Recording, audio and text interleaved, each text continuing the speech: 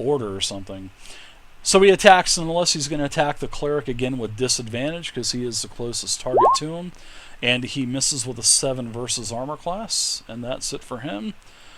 What language do kobolds speak? They speak several different languages, but they can speak. Let's see. They speak gnoll. So unless you speak gnoll, you do not understand them. It just sounds like hyena cackles, basically. That's what it would sound like to you. So I wouldn't be able to understand it if I wanted to. Nope.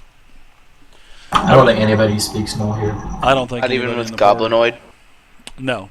Nope, Gnoll okay. Gnoll and Goblin are totally different. Gnolls are not even part of the Goblinoid family, so. Nobody speaks Gnoll at all, so you have no idea. All right, so I wanted to look to see if they actually had common as well, but they don't. So. All right, so it looks like Warner, you're up now. Okay, I'm going to stand up with half my movement. My eyes glazing over. I'm going to enter a rage. Filthy creatures and your Nice. stupid little tricks. I like it. I will dash at them.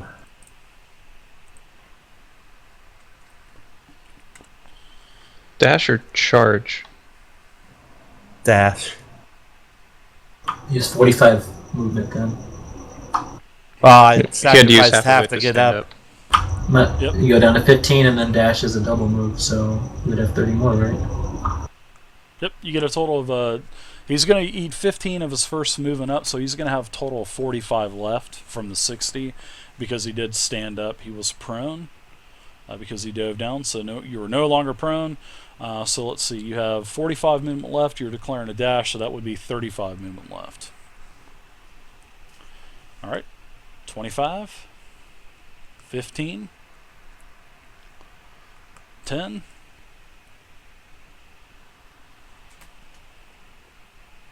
5, and you can attack next round. You're raging, so you have resistance as well as raging. So Do I need to make a... Oh, sorry. I do want you to make a strength saving throw because you were moving through the sand. So I hope I'm not going to burst your bubble, but I wanted you to make a saving throw right here. But you can go ahead and do that real quick. Oh yeah! Oh my gosh! Oh, another crit. You didn't care about that sand at all.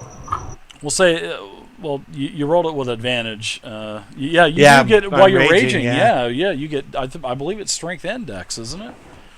Just strength. Is this just strength? Nice. Yeah, you get through, and everybody gets 5 EXP as well. So there you go. You're up there. I do get dex as well for my second level ability, though. As long as I can see it. Oh. I didn't know that. Yeah, it tacks more stuff on the higher you get with rage. So. Well, no, that's from Danger Sense. Good stuff. Barbarians are very cool. So it looks like you're in their reach now. Nicely done. Okay, so Warner, that's it for you. Next up, I've got one last gnoll. He sees you that you are encroaching him, and he does pull out a spear. He basically drops his longbow and pulls a spear, and this is the gnoll that is right here. That is actually within your 5-foot reach.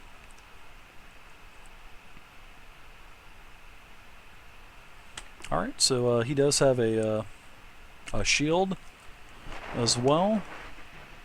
All right.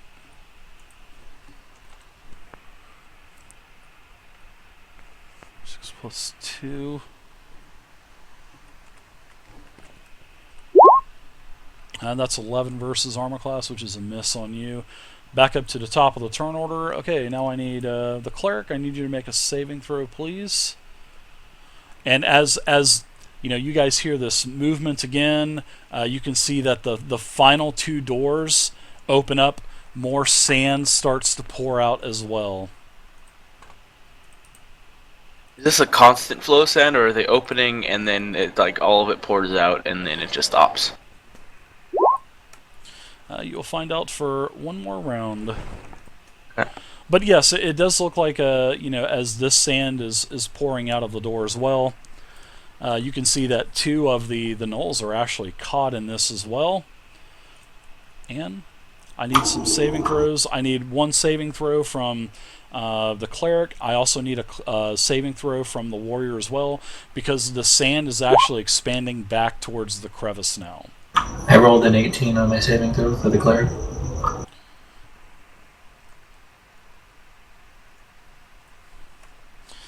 Okay, so it looks like most of this room is totally filled up now.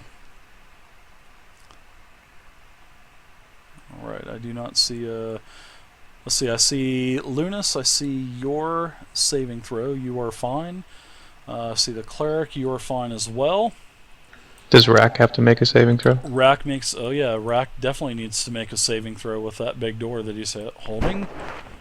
And I'm going to also make one saving throw with a gnoll. So Would that be with disadvantage since he's holding like the whole spray of the sand with the door as well? I'm thinking about that actually. I'm trying to determine. Yeah, I would say yes because of the door is pretty much 5 foot wide.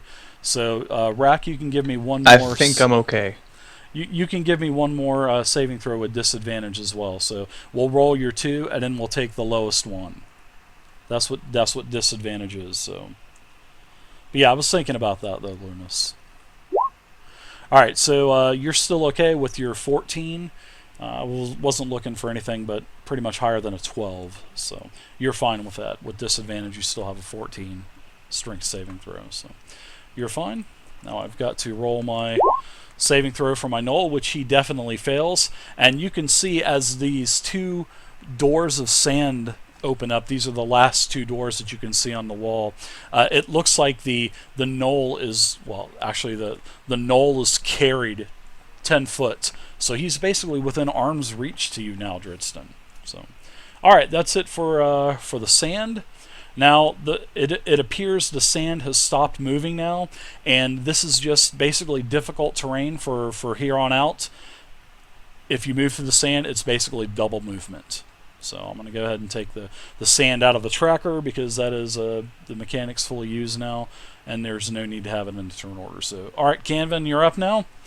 Okay. When the sand moved, did the acid within the sand also move? It was just basically mixed up in. There's just not enough acid to do any kind of damage. All right. Then I'm going to firebolt the gnoll with a bow. Token with a bow. Okay, sounds good.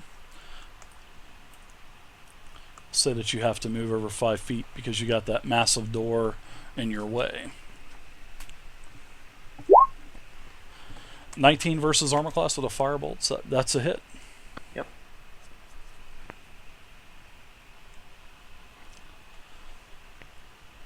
See ya, Stig. Take it easy. For 8 damage. All right.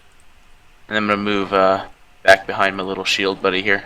All right. This goblin goes down. Actually, I'm sorry. This gnoll goes down. And then his corpse just kind of sinks in the sand, sort of like a battleship in a war. All right, Carthene, you're up now. All right, I'm gonna Elder Blast the gnoll here. Okay.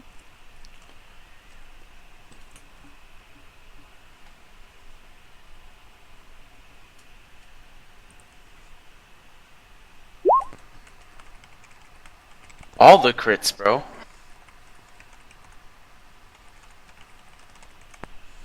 Very nice, another crit.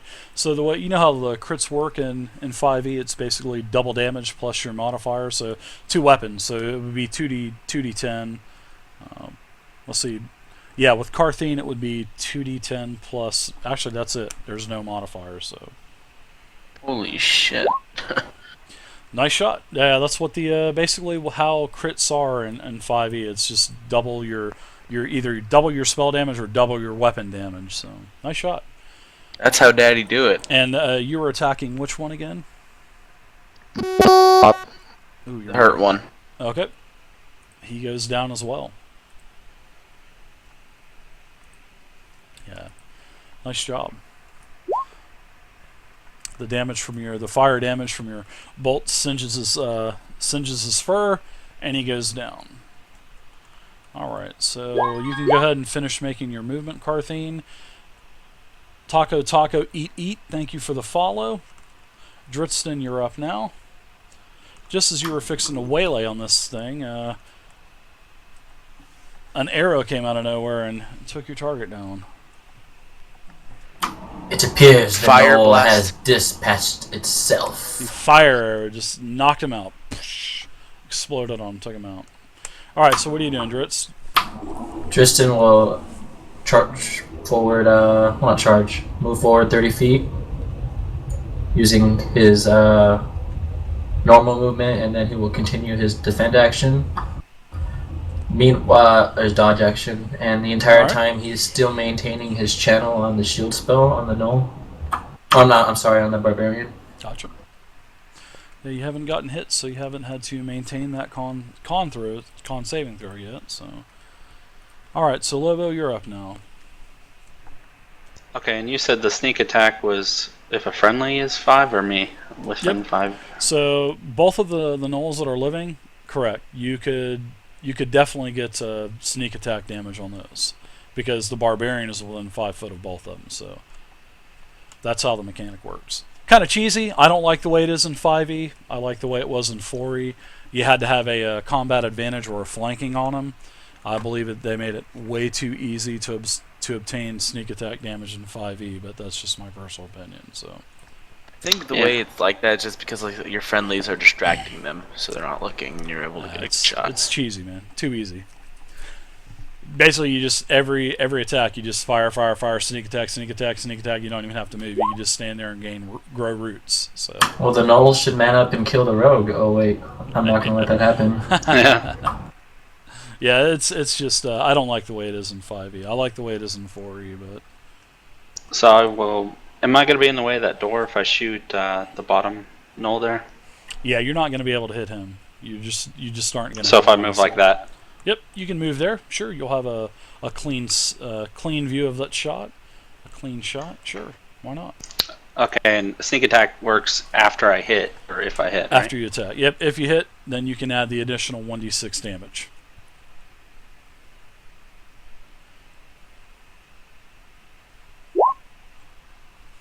Wow, another crit.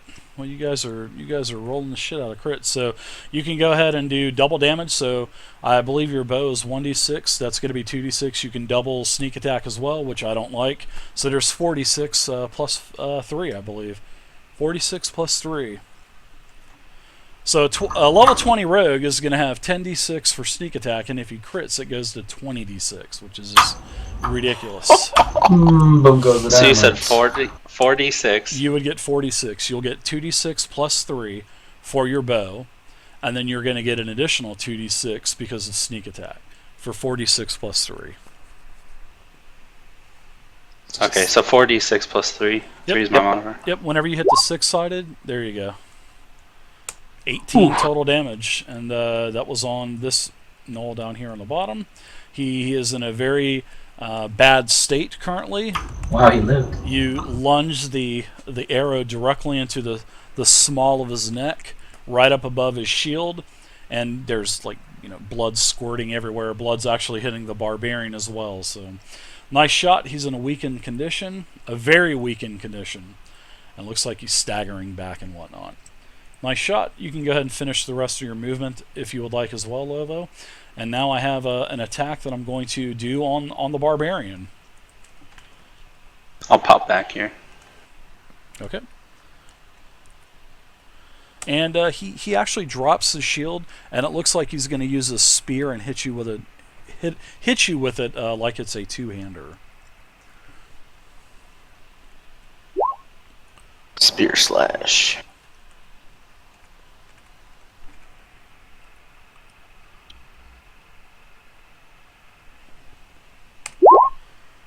All right. So basically, he fumbles and he drops his spear. Oh my lord. All right. So that's it. That's it for him. He forfeits the rest of his round. Rack, you're up there with that door. Well, I'm gonna move up so I You can move 2, right? Yeah, I can move 2. Yeah, you can move up too. Yeah, let the players play their characters, guys. All right. Thank you. I'm just gonna yell at him, going, "Ha ha! Door's kicking your butt. It's just Friendship like is door." 30 feet away from the combat still. They're almost dead, and you're still barging your way forward with that door. I love it. All right.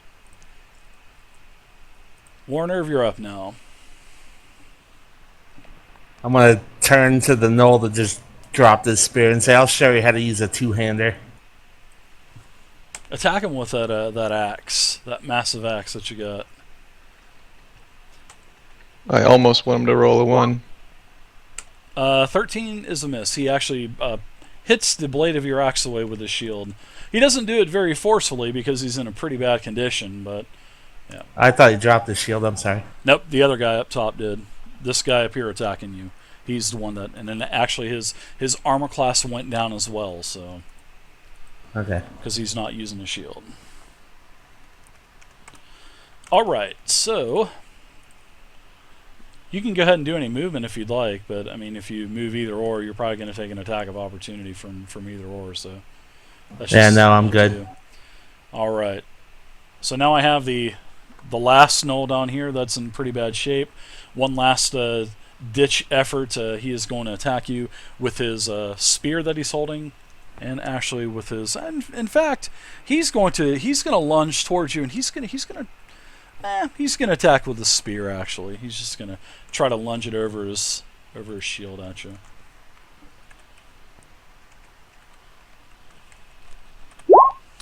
And that's an 18 versus armor class. So you have your bonus for your shield. So That's a hit. okay, so you're going to take a total of 4 damage for piercing damage from the spear. So since you're resistant, you're only going to take 2 because you are raging. So you get hit for a massive 2 points of damage. All right, so Canvin, you're up now. Alright.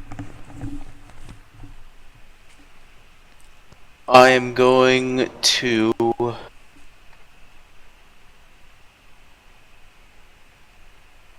cast a firebolt on the that gnoll right there, the one with the one that's not injured. Okay. So you're going to need to move. You don't have a clear line of sight through the massive 10-foot tall by 5-foot wide door that's being pushed through the sand. So you'll Alright, have how to about move. there? You go. That sounds good. There's 10 foot of your movement down. So you have a clear shot now.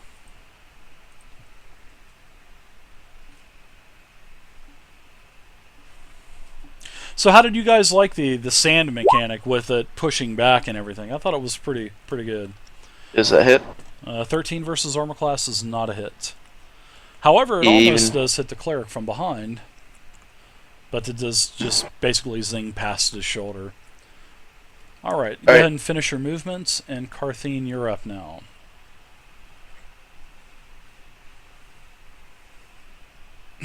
Picking up the door was pretty funny. I thought it was pretty funny, but you know, just picking up a door that big is going to slow you. This gnoll.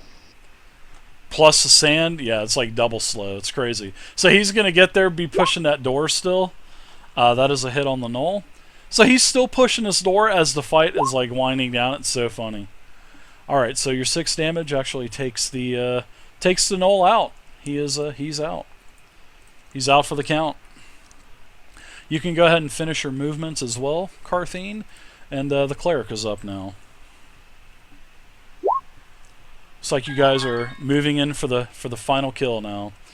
Narnar 132, thank you for the follow, sir. Make sure you guys get into the lottery. Moves up past the gnoll and stands No, adjacent Daltong, there's no way. on the same tile as the They could have skull. turned the skull, but they weren't there. They weren't there in And he time. remains in his posture and continues channeling his spell and instead of going defensive, he'll just attack. Okay. I'll take the defensive, the dodge off of you. 20 versus 7 versus armor class is, let's see. All right, looks like you made a macro. So, all right, 20 versus armor class is a hit, and you do 7 damage. All right, you got his attention. All right, so that's it for the cleric. Looks like the rogue is up now. Lovo, you're up. Alright. Gonna move up to here and do a sneak attack, I guess, against the last one. Okay.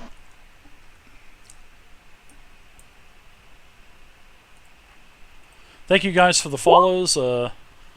21 on armor class is a hit. Narnar 132, Taco Taco Eat Eat, We're Cold rolling Killer well today. 3, Cthulhu 153, Frontenac, Turn, Tup Pork, and Tu Wong. And that was Thank you D6, right? D6 plus 3 for your bow damage.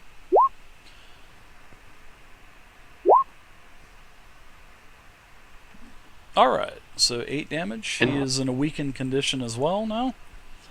Doesn't And he does get an extra D6? And he gets an extra D6. Don't forget to add that sneak attack damage.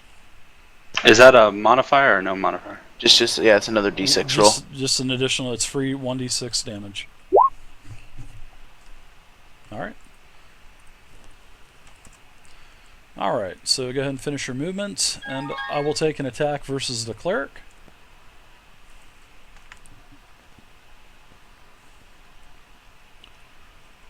Arcana, thank you very much for the follow.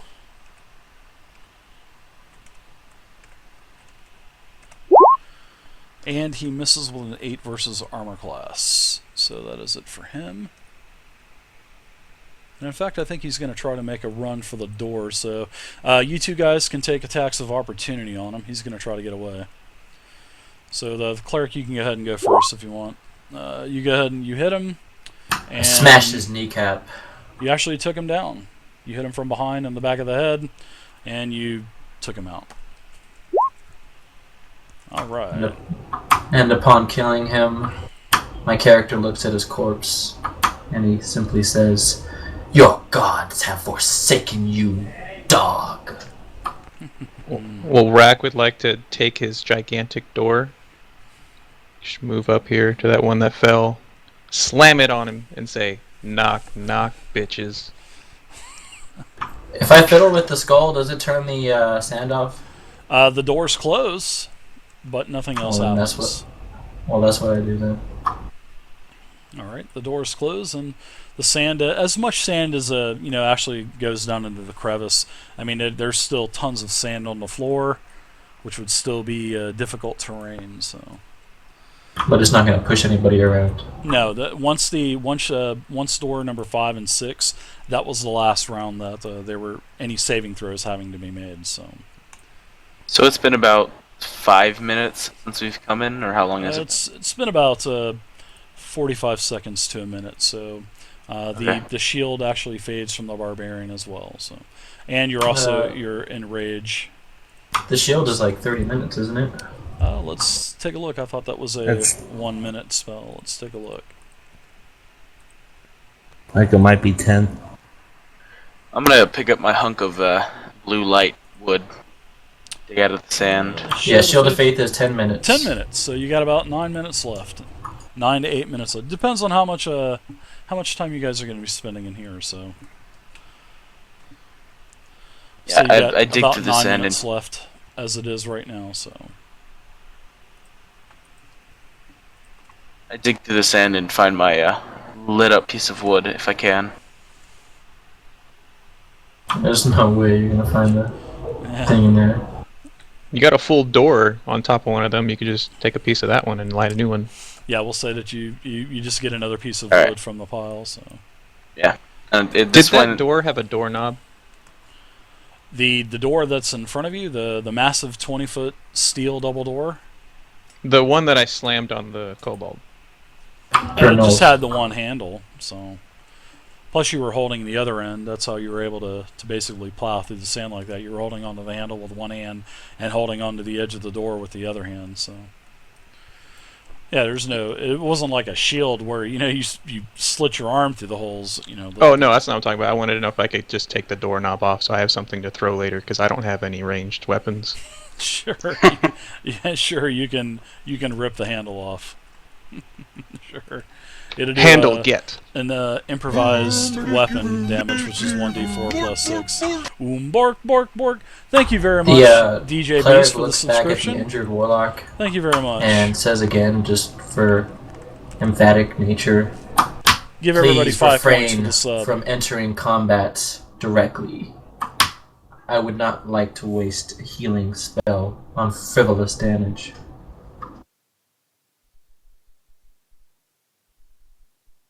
And then we just proceed to look around and see what's ahead of us. Yeah, while he's ripping the doorknob off, I'm gonna look at the symbol on the ground.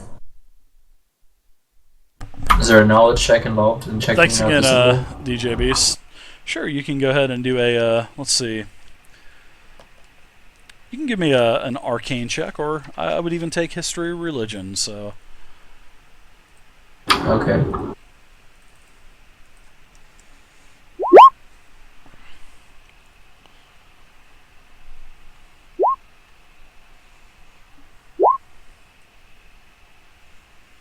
Mine is for an Arcana check on the symbol. 11 was religion. Basically, you guys are able to determine that this is a symbol of Yunogu, which is basically the deity that the gnolls celebrate or worship that religion. So. Their weak god. That is basically what the symbol represents. Well, I will not Yunogu. step upon it. I will go around. And within this symbol, you can see that there's several bones and a little bit of blood. Looks like an offering has been made recently. I'll look around these gnoll bodies to see if I can find anything useful. It is pretty creepy. Same here. Idurisk. It is pretty creepy. Thanks Can the again, fighter DJ use Beast. one I of the appreciate bows the that sub, the gnolls man. were using? Thank you very much. About what the gnolls were using now? Whatnot? Oh, can the fighter pick up a ranged weapon to go with his doorknob? Sure. If you're proficient in longbow, sure, absolutely. Gunblade Knight. My cleric would like Thank to you pick very one up much. as well. All right. Let's see. I believe if you're using a weapon that you're not proficient in, I am believe proficient with it's- martial weapons Okay. Let's see. as a war cleric. Yeah, they get heavy armor and martial weapons as a bonus thing. They're like fighters, but better.